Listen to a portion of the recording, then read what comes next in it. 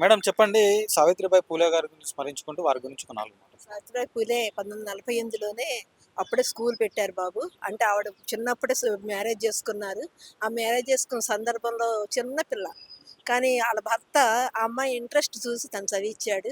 ఆ చదువుకున్నాక పేద బాలికల కోసం ఆవిడ ఒక పాఠశాలను పెట్టింది. బాలికల కోసం. అలాగే దళిత విద్యార్థుల కోసం కూడా స్కూల్ పెట్టింది. వెళ్తున్నప్పుడు ఆ స్కూల్ చెప్దామని వెళ్ళే క్రమంలో ఆవిడ మీద పేడ నీళ్ళు, రాళ్ళు అన్నీ ఇసురుతా ఉండేవారు. అయినా కూడా దాన్ని లెక్క చేయకుండా ఆవిడ స్కూల్ పెట్టి పిల్లలను చదివించడం మూలంగా ఈరోజు ఇవాళ మహిళలందరూ కూడా వచ్చాం. ఆవిడ కూడా ఒక భాగం దాంట్లో. మేడం చెప్పండి. దేశంలో మహిళలు చదువుకోలేని పరిస్థితుల నుండి ఈరోజు వాళ్ళు చదువుకొని వాళ్ళ కలలు నెరవేర్చుకునే పరిస్థితికి ఎదిగారంటే దానికి కారణం సావిత్రిబాయి పూలే అని చెప్తా ఉంటారు. దీనికి సంబంధించి ఏంటి? ఎస్ అండి. 100% కాదు, 200% నిజం. ఈరోజు మేము మీ ముందు నిలబడ్డామంటే ఆవిడ పెట్టిన అక్షరభిక్ష కారణం. చదువు గాని, అధికారం గాని, సంపద గాని సర్వ హక్కులు నిరాకరించబడ్డాయి ఆనాటి సమాజంలో. అసలు మహిళల హక్కులు మానవ హక్కులే అని గుర్తించిన సమాజంలో మహిళా హక్కులంటే మానవ హక్కులని చెప్పేసి ఎలుగెత్తి చాటిన మహిళామణి ధీరోద్ధాత్తరాలు సావిత్రిబాయి పూలే. ఆవిడని స్ఫూర్తిగా తీసుకుని ఈవేళ మేము Savitribai Phule educational and charitable trust పెట్టి ఎప్పటికి మన 2 తెలుగు రాష్ట్రాల్లో 600 మంది బిడ్డల్ని మేము అడాప్ట్ చేసుకుని చదివించగలిగామండి 20 ఏళ్లలో. ఇది పెట్టి 2.5 దశాబ్దాలు అయిందండి. మాది మొదటిది విద్యాదానం. అంటే ఎవరు నిరుపేద బిడ్డలు ఎక్కడున్నా కానీ ఆ బిడ్డలు మనం చదివించాలి. తల్లిదండ్రులు లేకపోయినా, సింగిల్ పేరెంట్ ఉన్నా, బిలో ప్రవర్టీ లైన్లో ఉన్నా. ఎందుకంటే ఆ రోజున వాళ్ళు ఏ వివక్షత చూపించలేదు. అందరికీ సమాన హక్కులు, సమాన అవకాశాలు, విద్య, సంపద, అధికారం అందరికీ సమానంగా పంపిణీ కావాలని కోరుకున్నారు ఆ దంపతులు మహాత్మా జ్యోతిరావు పూలే, అమ్మ సావిత్రిబాయి పూలే. వారి ఆచరణ, వారు తీసుకున్న కార్యాచరణ ఏదైతే ఉందో దాని కొనసాగింపే మా Savitribai Phule educational and charitable trust చేస్తుందండి. ఫస్ట్గా ఈ విద్యాదానం చేస్తున్నాం. ఎందుకంటే వారి విద్యతోనే మాకు ఈ యొక్క ఎంపవర్మెంట్ ఇచ్చారు మాకు. ఆ విద్య లేకపోతే ఈవేళ గూడూరు సీతామహాలక్ష్మి మీ ముందు ఉండేదే కాదు. సో అలా నేను ఒక టీచర్ని అయ్యి, ఒక ఉపాధ్యాయులు అయ్యి ఆవిడ యొక్క వారసత్వాన్ని, ఆచరణను ముందుకు తీసుకెళ్ళడం కోసం ఈ సంస్థను పెట్టామండి. రెండోది, మరణానంతరం కూడా మన దేహం మట్టిలో కలిసిపోకూడదు. మన కోట్లాది రూపాయలు పెట్టి కొనుక్కోలేని మన అవయవాలు గాని, మన కార్నియా గాని ఒక పీడికడు బూడిదగా మిగిలిపోకూడదు. ఆ రోజున సావిత్రిబాయి పూలే నేను చచ్చిపోతానని తెలిసి ఆవిడకి ప్లేగు వ్యాధిగ్రస్తులు పట్టుకోవటానికి ముట్టుకుంటే 2000 మంది బిడ్డలని అనాథలు హక్కును చేర్చుకున్నారు ఆవిడ. గంజి కేంద్రాలకు తీసుకెళ్లి గంజి పోశారు. తన బిడ్డ యశ్వంతరావు నడుపుతున్న వైద్యశాలకు తీసుకెళ్లి వైద్య సదుపాయం చేయించారు. కానీ ఆ తల్లిదండ్రులు కానీ అందరూ కూడా ఆ బిడ్డలు విడిచిపెట్టేసి ప్లేగు వ్యాధికి భయపడి అడవులకు పారిపోతూ ఉంటే ఏ బిడ్డ ఏ గుడిసెలోంచి వేడుపు గొంతు తినిపిస్తే ఆ గుడిసెలోకి వెళ్ళి ఆ బిడ్డను భుజాన హక్కులు చేర్చుకుని తన యశ్వంతరావు తన దత్తపుత్రుడి దగ్గర తీసుకొచ్చి వైద్యం అందించారు. తనకు తెలిసి సరిపోతానే మరణాన్ని కూడా చిరునవ్వుతో ఆవిడ ఆహ్వానించారు. మరణంలో కూడా సేవనే చేశారు ఆవిడ. మరణం ద్వారా కూడా తన అమరురాలు అయిపోయారు ఇక్కడ. అదే మీ స్ఫూర్తిని తీసుకుని రేపో మాపో మేము అందరం చనిపోతాం, రాలిపోయే వాళ్ళమే. కానీ మేమెందుకు ఈ సమాజానికి మరణానంతరం కూడా మేము ఉపయోగపడకూడదు? అది కానీ మరణించిన జీవించండి అనే కాప్షన్ తోటే 2.5 దశాబ్దాలుగా అఖిల భారత శరీర అవయవదాతల సంఘాన్ని స్థాపించిన వ్యవస్థాపకురాలు కూడా గూడూరు సీతామహాలక్ష్మి. మీరు వికీపీడియాలో చూడండి, లేదా నా పేరు మీద Guduru Seethamahalakshmi official YouTube channel చూడండి. ఎక్కడ మీరు కొట్టండి, కొన్ని వందల మీ మీడియా సపోర్ట్తో కొన్ని వందల ఇంటర్వ్యూలు ఉన్నాయండి. బ్రెయిన్ డెడ్ అయితే అవయవదానం చేస్తున్నాం, న్యాచురల్గా చనిపోతే పార్థివ దేహదానం చేసేస్తున్నాం. బ్రెయిన్ డెడ్లోని ఈ పార్థివ దేహదానంలో మా కార్నియా గ్రంథులకి వెలుగునిస్తుందండి. సో ఈ రకంగా టోటల్ బాడీ డొనేషన్ అనే మూవ్మెంట్ స్టార్ట్ చేసి మనం ఉమ్మడిగా ఉన్నప్పుడే జీవన్ దానం అనే యాక్ట్ 2013లో తీసుకురాగలిగింది మా సంస్థ అండి. ఈ రోజు మన సౌత్ ఇండియా స్టేట్స్ అన్నీ కూడా అవయవదాత చనిపోతూ ఎనమండుగురికి లైఫ్ ఇస్తున్నాడండి. తాను ఒక్కడిగా పుట్టాడు, కానీ చనిపోయినప్పుడు ఆయన 8 మందికి జీవితాన్ని ఇస్తున్నాడు ఆయన. సో 8 మందిలో పునర్జీవించాడు ఆయన. పునర్జన్మ అంటే ఇంకెక్కడా లేదు కదా, ఇక్కడే ఉంది పునర్జన్మ. అంటే మళ్ళీ పుట్టేశాడు ఇక్కడ అవయవదాత. ఆ రకంగా అవయవదాత అమరుడైపోయాడు, చిరంజీవి అయిపోయాడు. అలాంటి అవయవదాత ఆ అంత్యక్రియలు కూడా ప్రభుత్వ లాంఛనాలతో అధికారయుతంగా జరగాలనే డిమాండ్ తోటి సౌత్ ఇండియా స్టేట్స్ అన్నిటికీ మేము రిప్రజెంటేషన్ చేసాం. ప్రభుత్వం జీవోలు ఇచ్చిందండి. లాస్ట్ ఇయర్ జూలై 12న చంద్రబాబు నాయుడు గారిని ఆంధ్రప్రదేశ్ ప్రభుత్వాన్ని కలిసినప్పుడు వారు జీవో నెంబర్ MS 95 ఇచ్చారు. ఇక్కడ మనం దామోదరం రాజనరసింహం గారితో ఒక 6 సందర్భాల్లో మేము ఆయనతో డిస్కషన్ చేస్తే అసెంబ్లీలో బిల్లే ప్రవేశపెట్టారు ఆయన. ఆ అసెంబ్లీలో బిల్లు ఏకగ్రీవంగా ఆమోదించబట్టం మీకు తెలుసు. ఆ జీవో నెంబర్ MS 124 అనే జీవో మన తెలంగాణ ప్రభుత్వం కూడా ఇచ్చింది. తెలంగాణ ప్రభుత్వానికి మేము ఇక్కడ ప్రత్యేకంగా కృతజ్ఞతలు చెప్పాలండి.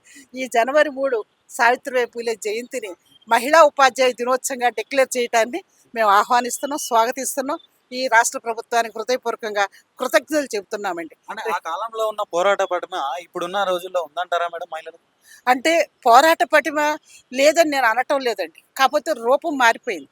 సారమతదే ఉంది. ఆడవాళ్ళ మీద అణిచివేత ఉంది, లింగ వివక్షత ఉంది, అసమానతలు ఉన్నాయి, ఇంకా లైంగిక దోపిడీ ఉంది. అన్ని రకాల వివక్షతలకి మహిళలు గురవుతున్నారు. అదేమి అణిచివేత అనేది, లింగ వివక్షత అనేది రూపంలో మారలేదండి. కాకపోతే మేము చదువుకున్నాం. చదువుకున్న వాళ్ళ మీద మా పనిలో మేము చేస్తున్న చోట మాకు ఎట్లాంటి వేధింపులు వస్తాయో మాకు తెలుసు. అలాగే ఇళ్లలో ఉన్న మహిళలకి ఎంత వేధింపులు ఉన్నాయో తెలుసు. బయటకు వచ్చిన స్త్రీ సురక్షితంగా ఇంటికి వెళుతుంది అనేది గ్యారంటీ లేదు. అప్పుడే పుట్టిన పసిబిడ్డ దగ్గర నుంచి 90 ఏళ్ల ముదసలి అవ్వను కూడా వదిలిపెట్టకుండా అత్యాచారాలకు తెగబడుతున్న దేశంలో మేము ఏళ్ళ బతుకుతున్నామండి. ఉన్న సంఘటన చూసాం. గుజరాత్లో మారణ హోమాన్ని చూసాం. ఎక్కడ చూసినా మహిళల మీద అత్యాచారాలు జరగని ప్రాంతం ఎక్కడైనా ఉందా? అణిచివేత అలాగే కొనసాగుతుందండి. సో కాబట్టి మేము అడుగుతున్నది ఏంటంటే, మాకు రాజ్యాధికారులు రాజ్యంలో సగభాగం ఇవ్వండి. ఈ దేశంలో you or half of the nation. భారతదేశం అంటే సగం మహిళలదే కదా. మమ్మల్ని మేము పరిపాలించుకోలేమా? మా చట్టాలు మేము చేసుకోలేమా? శాసన నిర్మాణకర్తలుగా ఆడవాళ్ళు ఎదిగినాడు ఈ అత్యాచారాలకి అంతిమ సావిత్రిబాయి పూలే అంత గారు పలక దానిపై కూర్చొని కొట్లాడారు కదా, సమానత్వం. సమానత్వం అదే కదా. సమానత్వం అంటే 33% ఇవ్వటం కాదు కదా సమానత్వం. 1:1 అది సమానత్వం. మేము అసెంబ్లీలో, జ్యుడిషియల్లో, పార్లమెంట్లో, సుప్రీంకోర్టులో ఎక్కడైనా సరే మహిళలు 1:1గా ఉండాలి. మీతో మేము సగం ఉండాలండి. ఈ వేళ సంపద మాది సగం, హక్కులు మాకు సగం ఇవ్వండి. అన్ని ఉత్పత్తిలో మాకు సగభాగం ఉంది. అన్నిట్లో మాకు సమాన అవకాశాలు ఇవ్వండి. రాజ్యాధికారులు కూడా సమాన అవకాశం ఇవ్వండి. ఈ దేశాన్ని మేము పరిపాలించి చూపిస్తాం. అసమానతలు లేకుండా, అణిచివేత లేకుండా, కష్టాలు లేకుండా, కన్నీళ్ళు లేకుండా ప్రతి మనిషి చిరునవ్వుతో బతకగలిగే ఒక వ్యవస్థను మేము నిర్మించగలమండి. ఇంటిని పాలించే వాళ్ళం మేము, దేశాన్ని పాలించలేము. ప్రతి వంటగత్తి ఒక రాజకీయవేత్త కాగలదని అన్నాడు లెనిన్. కాబట్టి మేము అవి చూపిస్తాం. ఈ ప్రభుత్వాలు మేము దేహి అని అడగట్లేదండి. మాకున్న సమాన అవకాశాలు గుర్తించండి. మీరెవరు మాకు 33% ఇవ్వటానికో 15% ఇవ్వటానికి? మేము జనాభాలో సగం ఉన్నాం కదా. సగం సీట్లు మాకు కేటాయించండి. మేమే శాసనాలు చేసుకుంటాం, మేమే పరిపాలిస్తాం. మాకు ఎలాంటి చట్టాలు మాకు కావాలో మాకు తెలుసు. తెగబడుతున్న అత్యాచారాలకు తెగబడుతున్న ముష్కరుల్ని ఎలా తుదుముట్టించాలో కూడా మాకు తెలుసు. సావిత్రిబాయి పూలే గారి 195వ జయంతి పురస్కరించుకుని ఇక్కడ ప్రోగ్రామ్ చేస్తున్నారు. ఇది కూడా government funding program. NGOs, government ఇలా కలిసి సావిత్రిబాయి పూలే గారి వ్యక్తిత్వాన్ని ఇలా గుర్తించి మరి దేశవ్యాప్తంగా స్త్రీలు విద్యలో పైకి రావడానికి కారణము ఆ కాలంలో సావిత్రిబాయి పూలే గారు చేసిన విశేషమైన కృషిని ఇప్పుడు మనం అందరం జ్ఞాపకం చేసుకుంటూ ఆమె బర్త్డే సెలబ్రేషన్స్ చేసుకుంటున్నాము. ఇక్కడ ముఖ్యంగా నేను గవర్నమెంట్ డిగ్రీ కాలేజ్లో పనిచేస్తున్నాను. దోస్త్ వచ్చిన తర్వాత అనేక మంది విద్యార్థులు విలేజెస్ నుంచి, డిస్ట్రిక్ట్స్ నుంచి వచ్చి ఇక్కడ గవర్నమెంట్ కాలేజెస్లో విద్యను అభ్యసిస్తూ ఉన్న సమయంలో మనము ఈ ప్రోగ్రామ్స్ ఎన్నో కాలేజీల్లో కూడా చేశామండి. ఆ యొక్క ప్రోగ్రామ్స్ ద్వారా వాళ్ళు సావిత్రిబాయి పూలే గారి గురించి తెలుసుకొని ఆ కాలంలోనే ఇటువంటి వాతావరణాన్ని ఫేస్ చేసినందుకు ఎంతో అప్రిషియేట్ చేస్తూ, ఆశ్చర్యపోతూ ఇటువంటి వ్యక్తి ఉన్నారు అనే విషయం కూడా వాళ్ళకి తెలియదు అని చెప్పినప్పుడు మేము మరి ఇంకా ఎక్కువగా సావిత్రిబాయి పూలే గారి గురించి ప్రోగ్రామ్స్ కాలేజెస్లో కండక్ట్ చేశాము.